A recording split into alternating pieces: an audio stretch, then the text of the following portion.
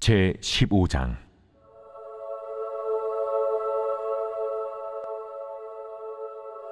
여호와의 말씀이 내게 임하여 이르시되, 인자야, 포도나무가 모든 나무보다 나은 것이 무엇이랴? 숲속의 여러 나무 가운데 있는 그 포도나무 가지가 나은 것이 무엇이랴? 그 나무를 가지고 무엇을 제조할 수 있겠느냐? 그것으로 무슨 그릇을 걸 못을 만들 수 있겠느냐? 불에 던질 땔감이 될 뿐이라. 불이 그 두 끝을 사르고 그 가운데도 태웠으면 제조에 무슨 소용이 있겠느냐? 그것이 온전할 때에도 아무 제조에 합당하지 아니하였거든 하물며 불에 살라지고 탄 후에 어찌 제조에 합당하겠느냐? 그러므로 주 여호와께서 이같이 말씀하셨느니라. 내가 숲을 가운데 있는 포도나무를 불에 던질 땔감이 되게 한 것 같이 내가 예루살렘 주민도 그같이 할지라.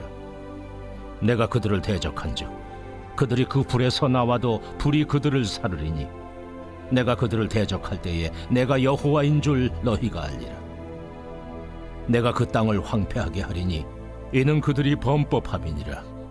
나 주 여호와의 말이니라 하시니라. 오늘의 말씀 에스겔 15장의 말씀입니다.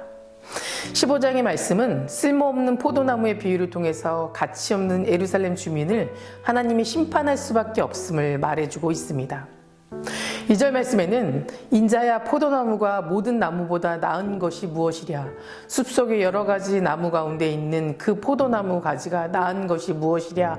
라고 물어보고 계십니다. 이것은 포도나무 자체가 숲속에 존재하는 다른 나무들보다 실용적인 부분이나 외향적인 부분에서 나을 것이 전혀 없다라고 말씀하시는 겁니다. 일반적으로 포도나무는 가지가 베베 꼬여 있고 길고 가늘어서 또 빨리 자라는 식물이기 때문에 가지가 튼튼하지 못합니다. 두껍지도 않고 견고하지도 않고 그렇다고 곧지도 않아서 건물을 짓는 목재로 사용할 수도 없고 다른 도구를 만드는 재료로도 사용할 수 없습니다. 이 포도나무는 열매를 맺는 것을 제외하고는 나무 자체만으로는 내세울 만한 것이 아무것도 없고 유일하게 사용할 수 있는 것이 오직 땔감으로 사용되는 것뿐입니다. 그런데 에스겔은 이런 포도나무가 이스라엘 백성과 같다라고 말하고 있습니다. 이스라엘 백성이 어떤 면이 이 포도나무와 같은 존재라고 말하고 있는 걸까요? 첫 번째로는 포도나무는 그 가지가 뒤틀리고 꼬여 있습니다. 이것이 바로 이스라엘의 모습인 겁니다. 그들은 주변 환경에 쉽게 영향을 받았기 때문에 포도나무 가지처럼 뒤틀리고 꼬여버렸습니다. 그들은 하루가 멀다 하고 거짓된 신을 쫓았으며 그것에 계속 속아 넘어가 유일하신 참 하나님에게 등을 돌렸고 이방인들의 악한 관습을 따랐습니다. 그들은 하나님을 섬기면서도 다른 신들에게 마음을 돌려버린 겁니다. 그렇기 때문에 때에 따라서 이곳저곳을 옮겨 다니다 보니 하나님께 아무 쓸모없는 존재가 되어버렸던 겁니다. 두 번째로는 이스라엘 백성은 주님이 주시는 힘으로 고난을 이겨내려 하지 않았다는 겁니다. 저희가 산속에 가보면 나무 뿌리가 단단한 땅의 포면을 뚫고 나오는 것을 볼 수 있습니다. 이렇게 뿌리는 어떻게 해서든 표면을 뚫고 필요한 양분을 찾으려고 합니다.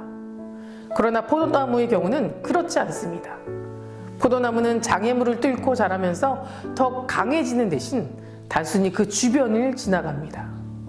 그렇기 때문에 나뭇가지가 매우 연약할 뿐만이 아니라 힘없고 약한 것입니다. 이처럼 이스라엘 백성들은 장애물이 닥치면 주변으로 피해갔고 고난을 당해도 마음을 주님께 두지 않았던 겁니다. 주님이 주시는 힘으로 고난을 통과하려고 결단하지 않았고 주님께 시선을 맞추고 그분이 인도하는 길을 따라 걷지도 않았습니다. 세 번째로 포도나무는 위로 자라기보다는 밖으로 자라려는 경향이 있습니다. 숲속에 있는 큰 나무들은 하늘로 뻗어나가기 위해 위쪽으로 에너지를 모읍니다. 그러나 이스라엘 백성들은 하나님이 계신 위쪽으로 뻗어나가지 않고 이웃들이 있는 밖으로 뻗어나갔습니다. 그들은 주님을 바라보다기보다는 주변의 이방인들이 행하는 일에 더 관심을 보였습니다. 그들의 신앙은 주님의 말씀의 중심이 된 것이 아니라 날마다 행하는 관습에 의존하고 있었습니다. 결국 그들은 스스로 죄로 인해 쓸모없는 존재가 되고 만 것입니다. 앞에서 언급했듯이 포도나무는 나무 자체로는 쓸모없는 무가치한 나무입니다.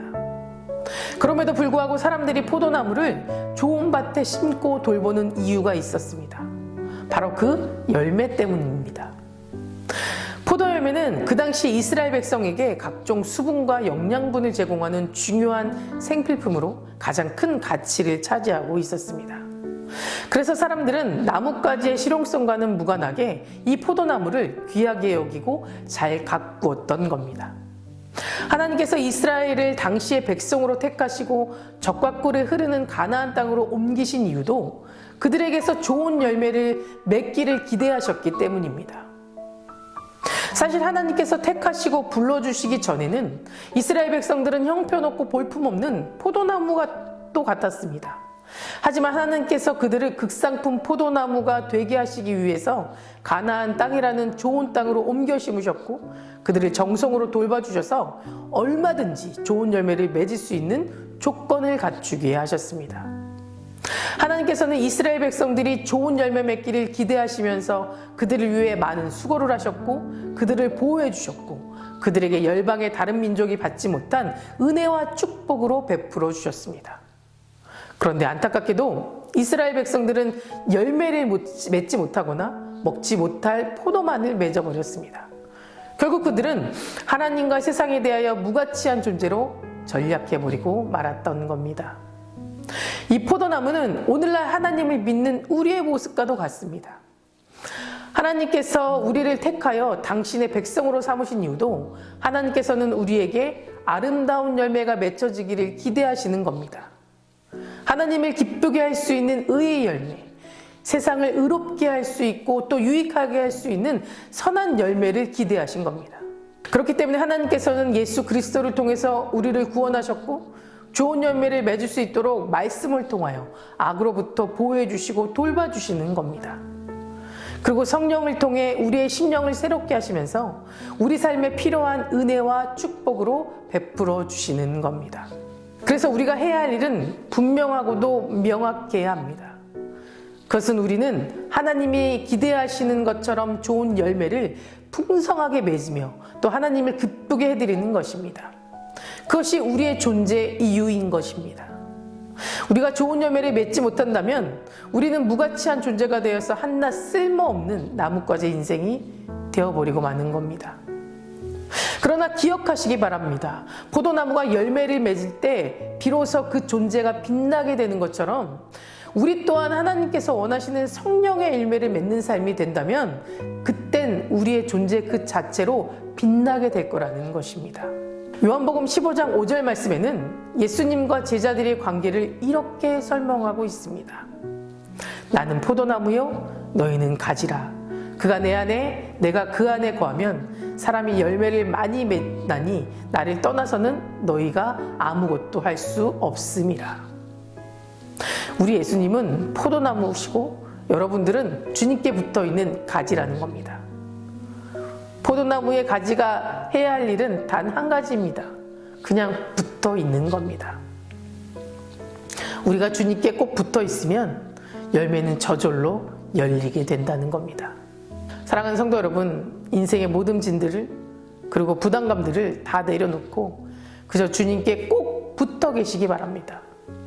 우리는 주님과 동행할 때 기쁨의 삶을 살아갈 수 있고 주님께 꼭 붙어 있을 때 비로소 주님께서 원하시는 복된 열매를 맺을 수 있게 됩니다.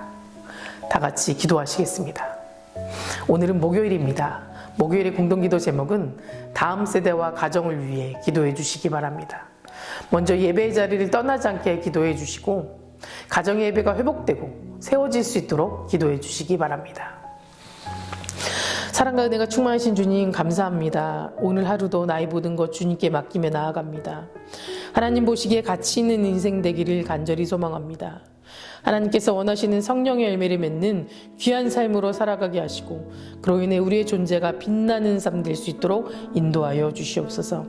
특별히 다음 세대 아이들과 그 가정을 위해 기도합니다. 불안하고 메마른 땅을 살아가고 있는 다음 세대 아이들에게 주님 축복을 더하여 주시옵소서. 경쟁 구도 속에서 하루하루를 허덕이며 살아가는 우리 아이들에게 참 소망을 주시고 부패와 불의가 가득한 이 땅을 살아가고 있는 우리 아이들이 낙심하고 좌절하지 않도록 이 나라를 하루속히 바로 세워 주시옵소서.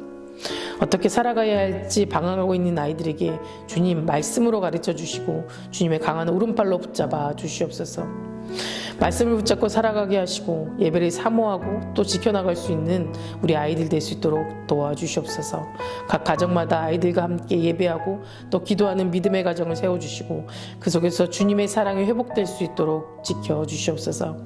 담임 목사님 말씀의 능력을 넘치게 부어주셔서 말씀이 선포될 때마다 죽은 영혼이 살아나고 병든 자들이 나음받는 역사가 일어나게 하여 주시옵소서. 암으로 치유받고 있는 박재순 권사님, 류윤영 권사님, 김정수 집사님, 오유미 성도, 박세현 청년, 유경민 청년 깨끗이 치유해 주시고 끝까지 소망을 붙잡고 나아갈 수 있도록 도와주시옵소서.